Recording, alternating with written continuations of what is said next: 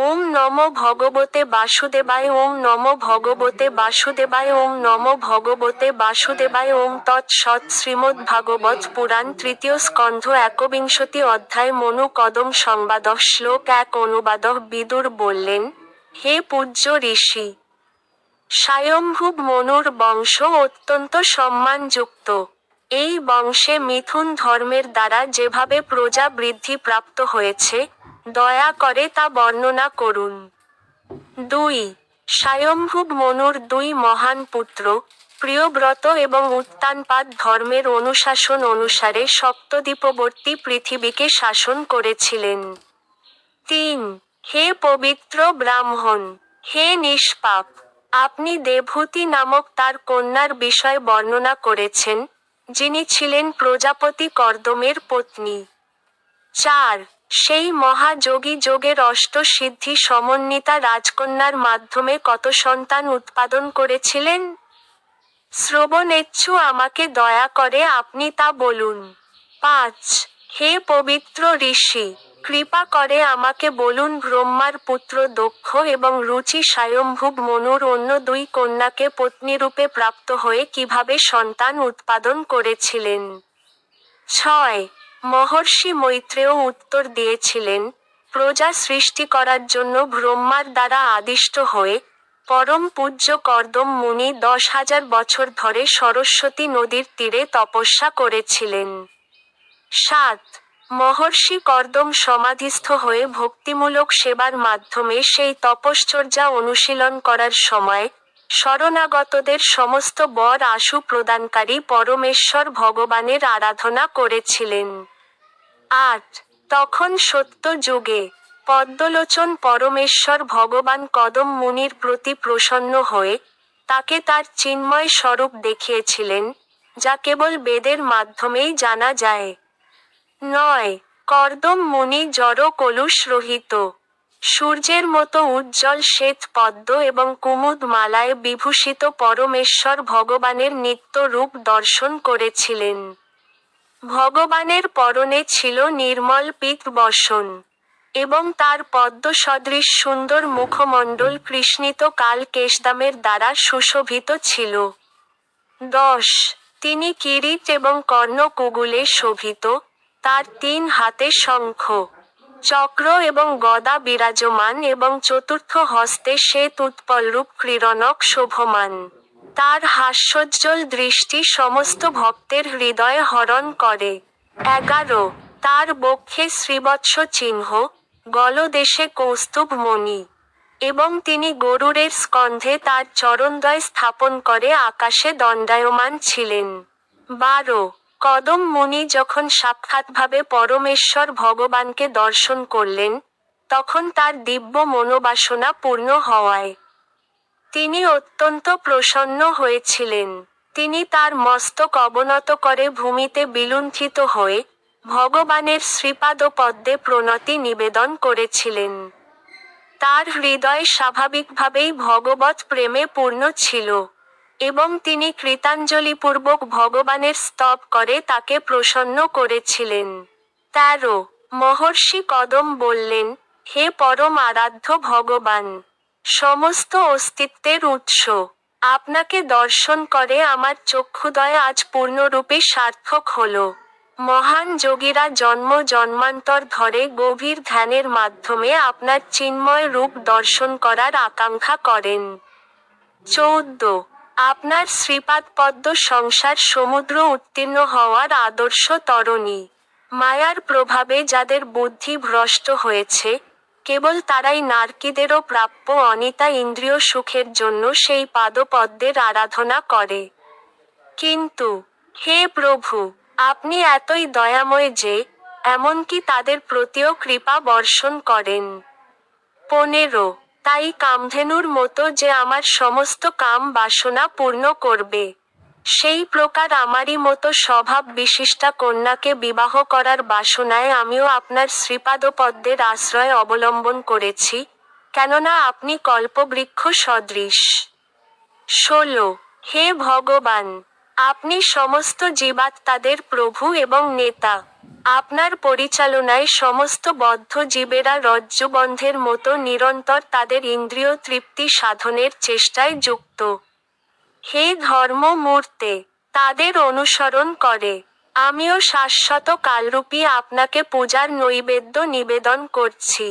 17 কিন্তু যারা বাঁধাধরা জড় জাগতিক বিষয়কে এবং এই সকল বিষয়ের পশুতুল্য অনুগামীদের পরিত্যাগ করেছে এবং পরস্পরের সঙ্গে আপনার গুণাবলী এবং কার্যকলাপের মাদকতা সৃষ্টিকারী অমৃত আস্বাদন করে আপনার শ্রীপাদপদ্মের ছত্রছায়ায় আশ্রয় গ্রহণ করেছেন, তারাই জড় দেহের মৌলিক আবশ্যকতাগুলি থেকে মুক্ত হতে পারেন। 18 আপনার 3 নাভি সমন্বিত চক্র অক্ষয় ব্রহ্মের অক্ষদণ্ডের উপর আবর্তিত হচ্ছে। তার 13টি দণ্ড, অর 360টি পর্ব, 6টি পরিধি এবং তাতে অসংখ্য পত্র খচিত রয়েছে। যদিও তার আবর্তন সমগ্র সৃষ্টির আয়ু হরণ করছে, কিন্তু প্রচণ্ড বেগে ধাবিত এই চক্র ভগবদ্ ভক্তের আয়ু স্পর্শ করতে পারে না। 19 হে ভগবান, আপনি একলাই ব্রহ্মাণ্ডসমূহ সৃষ্টি করেন। হে পরমেশ্বর, এই জগৎ সৃষ্টি করার বাসনায় আপনার অন্তরঙ্গা তথা দ্বিতীয়া শক্তি, যোগমায়ার অধীনস্থ শক্তির দ্বারা আপনি তাদের সৃষ্টি করেন, পালন করেন এবং পুনরায় বিনাশ করেন, ঠিক যেমন একটি ঊর্ণনাভ তার শক্তির দ্বারা জাল বোনে এবং পুনরায় তা গ্রাস করে। 20 হে ভগবান, আপনার ইচ্ছা না থাকলেও কেবল আমাদের ইন্দ্রিয় তৃপ্তির জন্য আপনি স্থূল এবং সূক্ষ্ম উপাদান সমন্বিত এই জগৎ সৃষ্টি করেন। আপনার অহৈতুকী কৃপা আমাদের উপর বর্ষিত হোক, কেননা তুলসী পত্রের মালায় শোভিত আপনার শাশ্বত রূপে আপনি আমাদের সম্মুখে প্রকাশিত হয়েছেন। 21 আমি নিরন্তর শরণ গ্রহণের যজ্ঞ আপনার শ্রীপাদপদ্মে আমার সশ্রদ্ধ প্রণতি নিবেদন করি, কেননা আপনি নগণ্য ব্যক্তিদের উপরও সর্বদা আপনার আশীর্বাদ বর্ষণ করেন। আপনার মায়া শক্তির দ্বারা আপনি এই জড় জগৎ বিস্তার করেছেন, যাতে সমস্ত জীব আপনাকে উপলব্ধি করার মাধ্যমে সকাম কর্ম থেকে বিরক্ত হতে পারে। 22 মৈত্রেয় ঋষি বললেন, সেই বাক্যের দ্বারা ঐকান্তিকভাবে সমস্তুত হয়ে গরুড়ের স্কন্ধে অত্যন্ত সুন্দরভাবে বিরাজমান শ্রীবিষ্ণু অমৃত মধুর বাক্যে উত্তর দিয়েছিলেন। স্নেহপূর্ণ ঈষৎ হাস্য সহকারে ঋষির প্রতি দৃষ্টিপাত করার সময় গভীর স্নেহে তার ভুজুগল সঞ্চালিত হয়েছিল। 23 পরমেশ্বর ভগবান বললেন, যে জন্য তুমি মন এবং ইন্দ্রিয় সংযমের দ্বারা আমার আরাধনা করেছ, তোমার সেই মনোভাব অবগত হয়ে আমি পূর্বেই তার ব্যবস্থা করেছি। 24 ভগবান বললেন, হে জীবাধ্যক্ষ ঋষি, যারা আমার আরাধনার দ্বারা ভক্তি সহকারে আমার সেবা করে, বিশেষ করে তোমার মতো ব্যক্তিরা, যারা তাদের সর্বস্ব আমাকে অর্পণ করেছে, তাদের নিরাশ হওয়ার কোন প্রশ্নই ওঠে না। 25 ব্রহ্মার পুত্র সম্রাট স্বয়ম্ভুব মনু, যিনি তার ধর্ম আচরণের জন্য অত্যন্ত বিখ্যাত, তিনি ব্রহ্মাবর্তে অবস্থান করে সপ্ত সাগর সমন্বিতা এই পৃথিবী শাসন করছেন।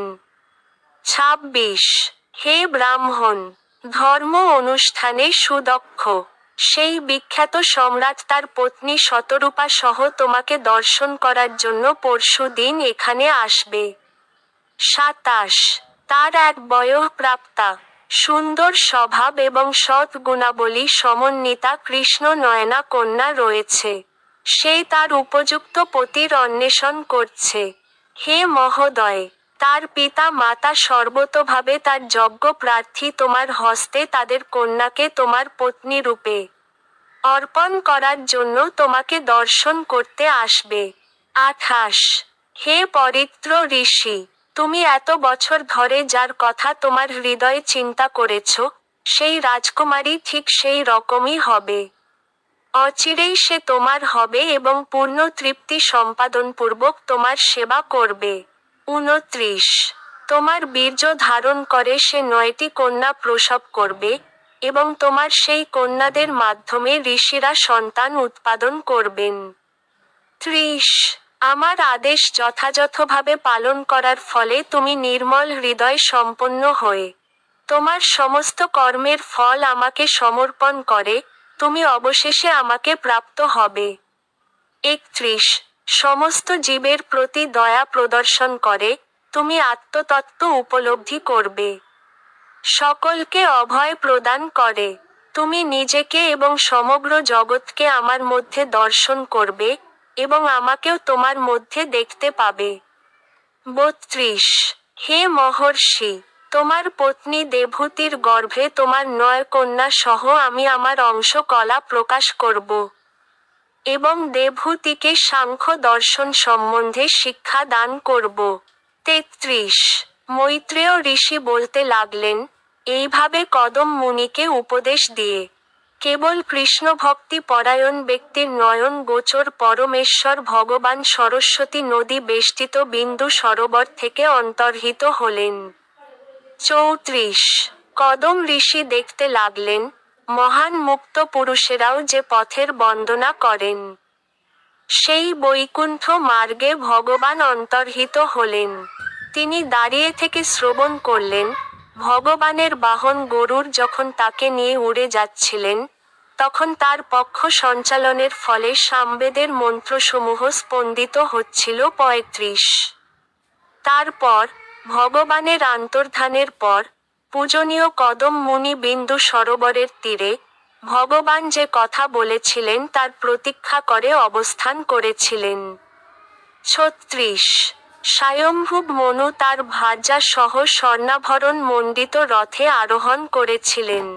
তারপর তার কন্যাকে তার উপর সংস্থাপন করে পৃথিবী পর্যটন করতে শুরু করেছিলেন। 37 হে বিদুর, ভগবান কর্তৃক পূর্ব নির্দিষ্ট দিনে ঋষির তপশ্চর্যা ব্রত সম্পূর্ণ হলে তারা তার আশ্রমে উপস্থিত হয়েছিলেন। 38 39 সেই পবিত্র বিন্দু সরোবর সরস্বতী নদীর জলের দ্বারা পরিপ্লুত ছিল এবং তা মহর্ষিগণ কর্তৃক সেবিত ছিল। তার পবিত্র জল কেবল মঙ্গলপ্রদী ছিল না, তা ছিল অমৃতের মতো মধুর। সেই সরোবরের নাম ছিল বিন্দু সরোবর, কেননা শরণাগত ঋষির প্রতি গভীর করুণায় অভিভূত হওয়ার ফলে ভগবানের নেত্র থেকে সেখানে অশ্রুবিন্দু পতিত হয়েছিল। 40 সেই সরোবরের তট পবিত্র বৃক্ষরাজি ও লতার দ্বারা সুশোভিত ছিল এবং সমস্ত ঋতুর ফল ও ফুলের দ্বারা সেইগুলি সমৃদ্ধ ছিল। তা বিবিধভাবে কৃজনরত পবিত্র পশু পাখিদের আশ্রয় দান করেছিল।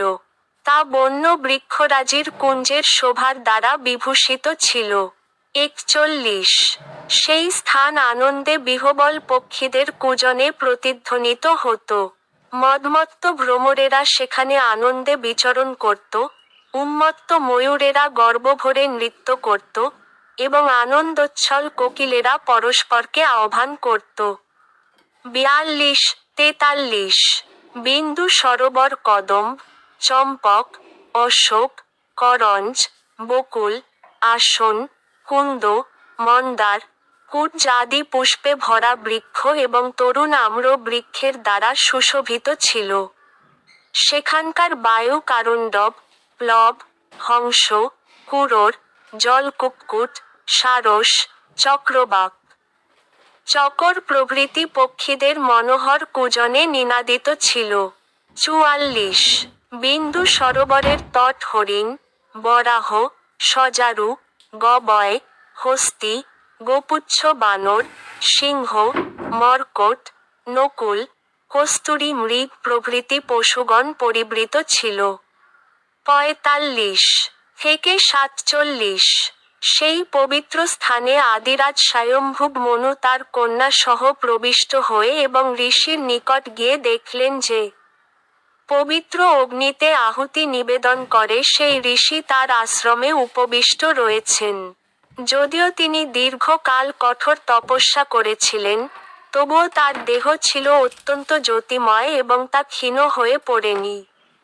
কেননা পরমেশ্বর ভগবান তার প্রতি তার স্নেহযুক্ত কটাক্ষপাত করেছিলেন, এবং তিনি ভগবানের চন্দ্র সদৃশ সুমধুর কথামৃত পান করেছিলেন। সেই ঋষির শরীর ছিল দীর্ঘ, নয়ন কমলদলের মতো বিস্তৃত। তার মস্তকে জটাভার এবং পরনে চিরবসন। তার সমীপবর্তী হয়ে শায়ত্তব মনু তাকে অশোধিত মণির মতো মলিন দেখতে পেলেন। 48 রাজাকে তার আশ্রমে উপস্থিত হতে দেখে এবং তার সম্মুখে প্রণতি নিবেদন করতে দেখে ঋষি তাকে উপযুক্ত সম্মান প্রদর্শন করে আশীর্বাদপূর্বক অভিনন্দন জানিয়েছিলেন। 49 ঋষির সম্মান গ্রহণ করে, রাজা মৌনীভাব অবলম্বনপূর্বক আসন গ্রহণ করেছিলেন। তখন কর্দম মুনি ভগবানের আদেশ স্মরণ করে রাজার প্রীতি উৎপাদনপূর্বক সুমধুর বাক্যে বলতে লাগলেন। 50 হে দেব, আপনি নিশ্চয়ই সাধুদের সংরক্ষণ এবং অসাধুদের বিনাশের জন্য এইভাবে পর্যটন করছেন, কেননা আপনি ভগবান শ্রীহরির পালনকারী শক্তির মূর্ত প্রকাশ। 51 আবশ্যকতা অনুসারে আপনি সূর্য, চন্দ্র, অগ্নি, স্বর্গরাজ ইন্দ্র, বায়ু, যম, ধর্ম, বরুণ প্রভৃতির রূপ ধারণ করেন। আপনি ভগবান শ্রীবিষ্ণু ব্যতীত অন্য কেউ নন, তাই আপনাকে আমি সর্বতোভাবে নমস্কার করি। 52-54 আপনি যদি রত্নরাজি বিভূষিত এই জয়শীল রথে আরোহণ করে, ধনুকের টঙ্কারের দ্বারা ভয়ঙ্কর শব্দ করে, ধর্মবিরোধী পাষণ্ডীদের ভয় উৎপাদন করে, আপনার বিশাল সেনাবাহিনীর পদ প্রহারের দ্বারা ভূমণ্ডলকে কম্পিত করে সূর্যের মতো এই পৃথিবী প্রদক্ষিণ না করতেন, তাহলে স্বয়ং ভগবান কর্তৃক প্রবর্তিত বর্ণাশ্রম ধর্ম সংস্থাপক সমস্ত ধর্মনীতিই দুর্বৃত্ত অসুরদের দ্বারা বিনষ্ট হতো। 55 আপনি যদি পৃথিবীর পরিস্থিতির চিন্তা ত্যাগ করেন, তাহলে অধর্মের বিস্তার হবে, কেননা তখন ধন লোলুপ মানুষদের বাধা দেওয়ার মতো কেউ থাকবে না। তখন সেই সমস্ত দুর্বৃত্তেরা আক্রমণ করবে, এবং এই বিশ্ব বিনষ্ট হয়ে যাবে। 56 তা সত্ত্বেও, আমি আপনাকে জিজ্ঞাসা করছি, হে পরাক্রমশালী রাজা, কী উদ্দেশ্য নিয়ে আপনি এখানে এসেছেন, তা বলুন। আমি সর্বান্তঃকরণে নিষ্কপটে তা সম্পাদন করব। ইতি শ্রীমদ্ভাগবতের 3য় স্কন্ধের মনু কদম সংবাদ নামক 51 অধ্যায় সমাপ্ত। সম্পাদনায় ঋষিকেশ নাথ।